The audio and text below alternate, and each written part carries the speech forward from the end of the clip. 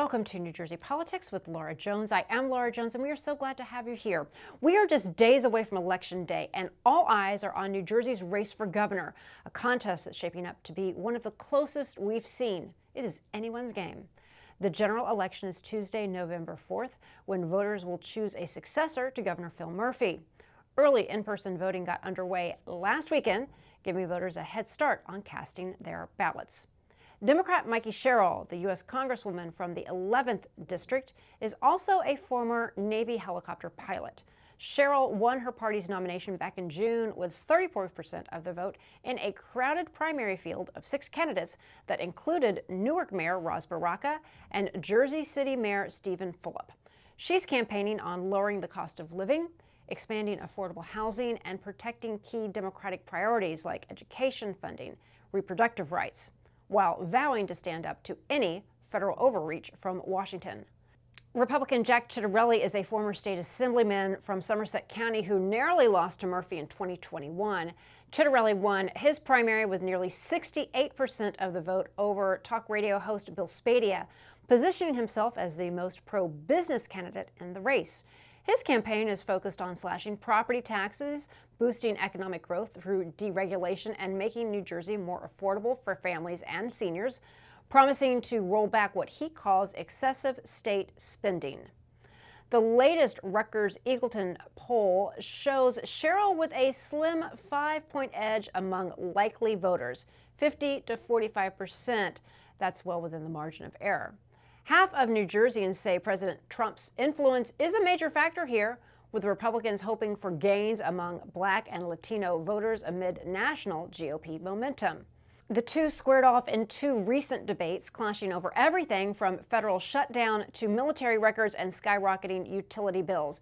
New Jersey hasn't gone Republican in a statewide race since 2013, but recent polls suggest this could buck the blue trend. Turnout is going to be key in this off-year election, especially with no presidential race on the ballot. Sherrill is drawing some serious star power from the Democratic big leagues, including former President Barack Obama and former Transportation Secretary Pete Buttigieg. We caught up with Micah Sherrill on the campaign trail where Pennsylvania Governor Josh Shapiro was there to lend his support. Someone asked me, like, why are you going to Jersey, right? You got stuff to do in PA. Well, I do have a lot of stuff to do in PA, and I'm focused on that too. But you know why I'm here? Not just because of how great Mikie is, but I think we all understand this in life. It matters who your neighbor is, right? It matters who your neighbor is. I'm going to freeze those rate hikes on day one by declaring a state of emergency. We're going to cut through red tape and permitting delays, saving you time and money. I'm going to make sure to expand that first-time homebuyers programs so people can get a foot in the door, build their family's wealth. But at the same time, I'm going to take on those landlords who are colluding to drive up rental prices.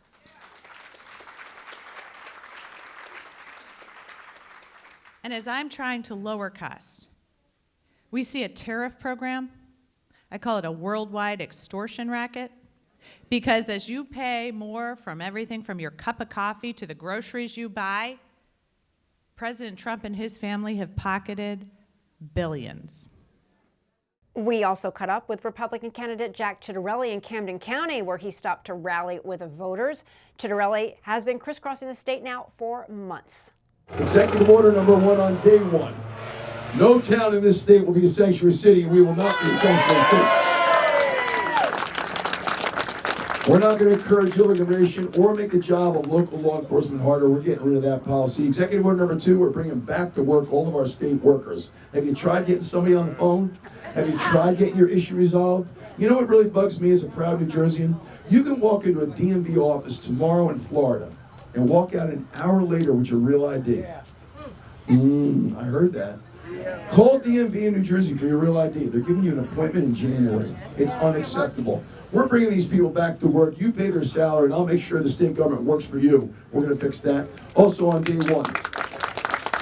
On day 1, you get an attorney general that supports both police and parents here in the state of New Jersey. I promise you. What does that mean for our police? We got to get rid of cashless bail. Cashless bail has created a professional criminal who's learned how to game the system. And how is my attorney general going to support parents? We're getting rid of policy 5756. A reminder, early voting is underway across New Jersey, giving residents days to cast their ballots ahead of Election Day. Voters can head to any of the state's 254 early voting locations through Sunday, November 2nd.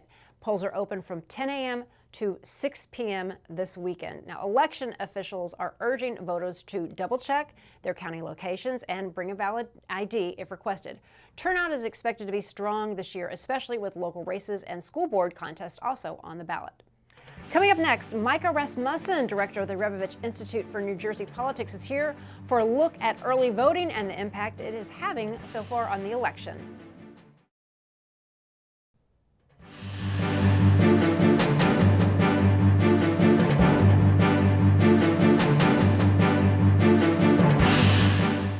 Welcome back to New Jersey Politics. Micah Rasmussen, director of the Rebovich Institute for New Jersey Politics at Rider University, is my guest. He's here now to talk about what else? Election Day in New Jersey. Micah, it's good to see you.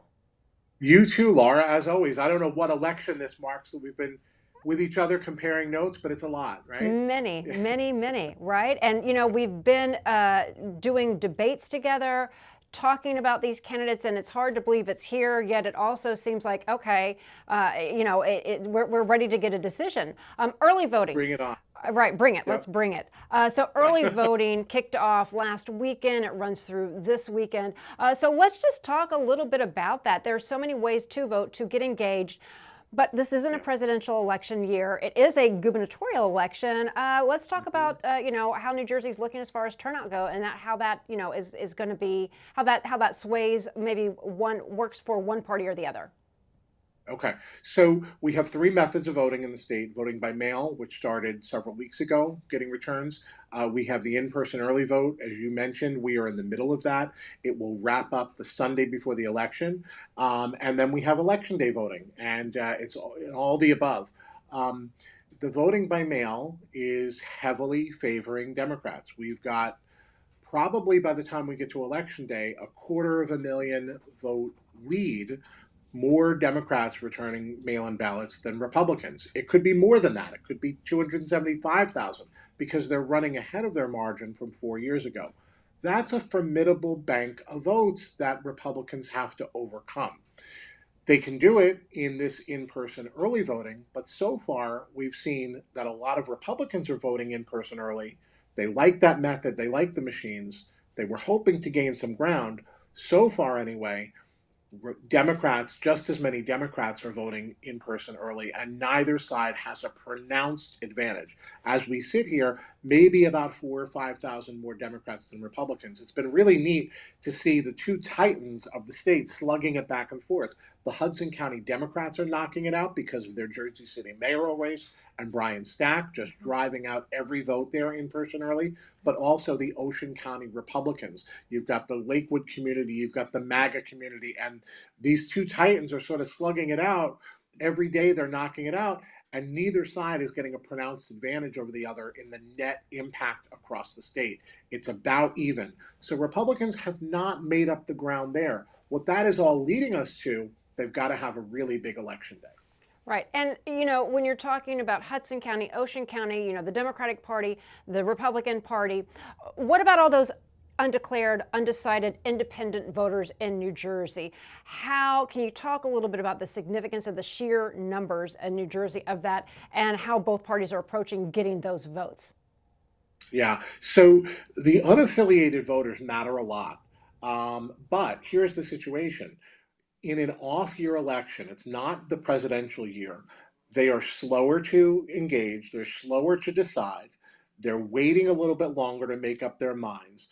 Some of them are not as interested as they are in a presidential year, so we'll get less of them. But they are pivotal here because, particularly, think about Republicans. Republicans are the smaller party in this state. They can't win with just Republicans. There are 850,000 more Democrats. And so if Republicans are going to win statewide, they have to win a lion's share of the unaffiliated vote besides just the Republican vote. And they can do that. They did that with Jack Ciattarelli in 2021. They won the unaffiliated vote. They did that in 2024 with Donald Trump. The big question in my mind is, In those years, Republicans were running against an unpopular Biden White House. Right now, Republicans are defending an unpopular Trump White House. And I think that that has a big impact on what's on unaffiliated voters' minds and how they might be voting. What we've seen in the public polling so far, only one measure, is that you could see some polls that are showing that Sherrill has something of an advantage. Maybe let's call it 5 to 10 points on the unaffiliated vote. Other polls are showing that Ciattarelli has an advantage in the unaffiliated vote. But here's the key. They are weak advantages. Neither party has a pronounced advantage. They're somewhat evenly split. And I think that Republicans need a bigger share to get some traction on the Democrats statewide. And we just don't know how they're going to break.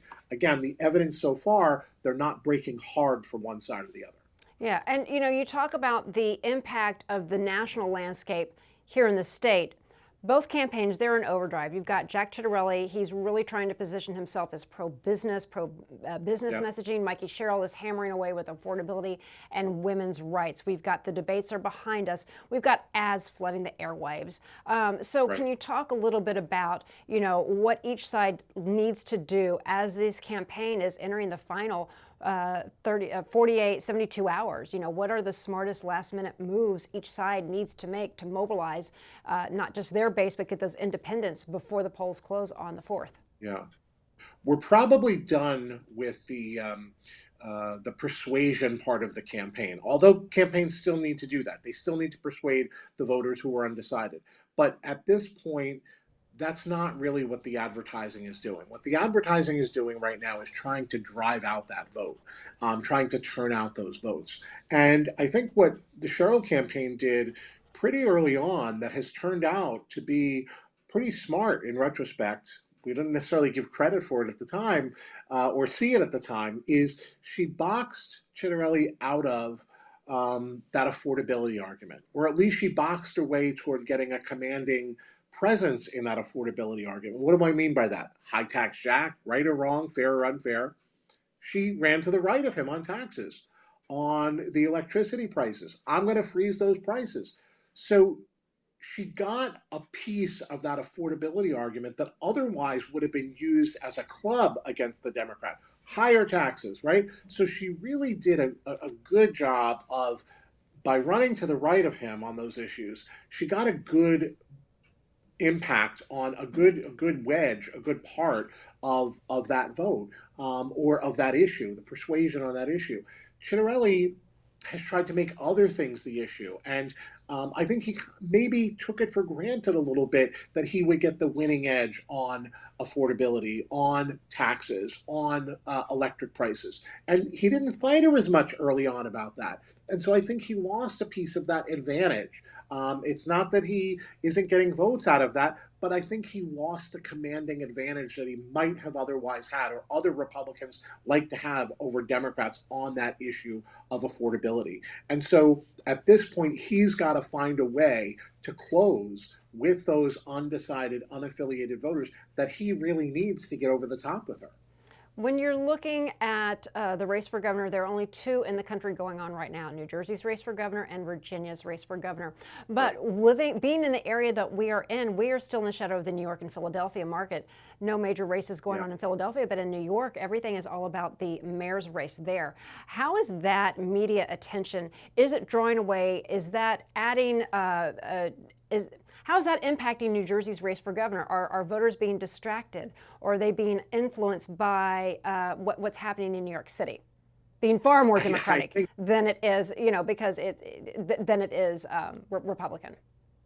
I think so. I mean, this mayoral race in New York is an open question, and it's been drawing a lot of attention between Mamdani and Cuomo and Sliwa.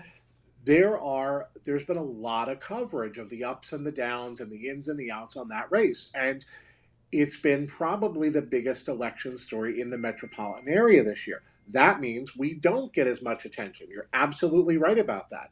Less so in the Philadelphia media market, where there hasn't been that other distraction.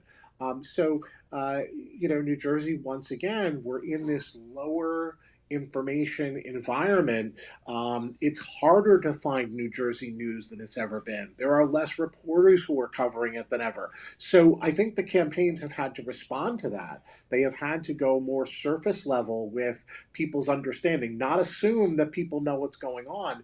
And I think some of the, I'm sorry to say it, the distortions on both sides and the half-truths and taking one statement and completely twisting it out of its original meaning. We're seeing a lot more of that this time. I don't think it's an accident that we're operating in this lower information environment right now. Yeah. You're absolutely right when you say, though, that this year, New Jersey and Virginia, we are the story statewide. And going into next year, which side has the advantage going into Trump's midterm year? Democrats are going to feel like they're on the offense and they've won all the races this year and they had a run at the both governors and the mayoral race and the California ballot proposition. Or Republicans feel like they've got the wind at their back going into the midterm. So a lot of momentum going into next year rides on what happens next week. And another interesting factor in New Jersey, when you look at the trends, we've had a Democratic governor now for the past 8 years. Typically, you know, it kind of sways back to Republican. Going back to, I'm going to say, is it the 50s? The 60s. The 60s. Yeah. The 60s since we've had. No, 50s and 60s. You're 50s absolutely and right. 60s. Governor Minor had 2 terms, Right. and then Governor Hughes had 2 terms. It's the only time in the Right. entire period when governors could succeed themselves. It's the only time that's happened. Every other time, one party gets a turn, the other party gets a turn. Nobody has more than 2 terms. But this being New Jersey, it's still very much anyone's game. So Republicans cannot really rest on those laurels. And, you know, so when you look at the national trends and then the past trends in New Jersey, and then looking at the last election, Jack Ciattarelli came so close to beating Phil Murphy. And now you have President Barack Obama coming in to campaign with Mikie Sherrill. You've had President Trump doing tele-rallies with Jack Ciattarelli. So can you just talk just a little bit about that and, you know, how these trends, just talk a little bit about the trends and how much of a factor they could be or they may not be this time around? Yeah. So you're absolutely right that both parties see a lot riding on this election. Both parties have national figures who are coming in, who are trying to do their part. Congressional leaders, other governors are really stepping in, rallying with the candidates, doing what they can to motivate turnout, to drive votes. Look, this is New Jersey. We've seen and we've heard Jack Ciattarelli for 10 years now. We've seen Mikie Sherrill. Bring us somebody new, bring us somebody interesting, somebody different to hear from, and somebody who we might watch on the news on a daily basis. And so I think there's a novelty to that. I think party faithful Republicans are interested in hearing other Republicans and Democrats are hearing from other Democrats. I think Obama has the potential to drive turnout in the city of Newark, which is what how he's being used in this election to try and help motivate voters to come out. You're absolutely right that a lot is riding on this election, and nationally, a lot of for both parties are getting involved. I would say this as far as the trends.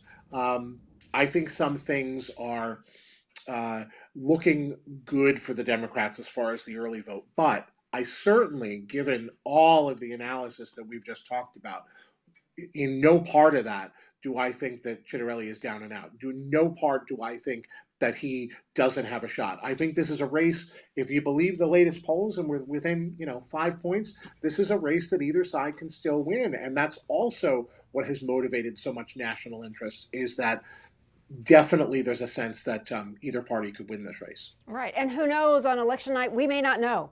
It could be that close. We hope that we certainly So let me hope give you that we know. Let me give Go you ahead. 2 cents. Let me give you 2 cents there, Laura. Okay. Why I don't think we're going to be in that same situation Okay. as 4 years ago, why it took us so long. We have a new law on counting the votes. We have a new law that allows the vote by mail to be prepared 5 days in advance, to be ready when you hit that tabulate button. I think the count's going to be a lot faster this time. And I'm just, that's one prediction I'll safely make, I think, is that we're probably not, I hope, going to wait days. If it's that close, if it's 1,700 votes as we had in 1981, all bets are off. But in general, I think the numbers are going to come in pretty quickly. We have new laws in the place that help us count those votes quickly. So that was a question that we were having here in the studio. Those people who have early voted, are they being tabulated right now? I mean, or are they just being counted? At what point are you allowed to say, okay, this many has gone to Mikie Sherrill, this many have gone to Jack Ciattarelli, this many have been a write-in candidate? It's a great question, and it's always really important to note that nobody knows how those votes have been cast yet. Not election officials, not anybody. When we say Democrats have an advantage, what we mean is we know how many ballots have been returned by Democrats. We know how many ballots have been returned by Republicans. We don't know how they've been cast. We don't know who's cast what ballot yet.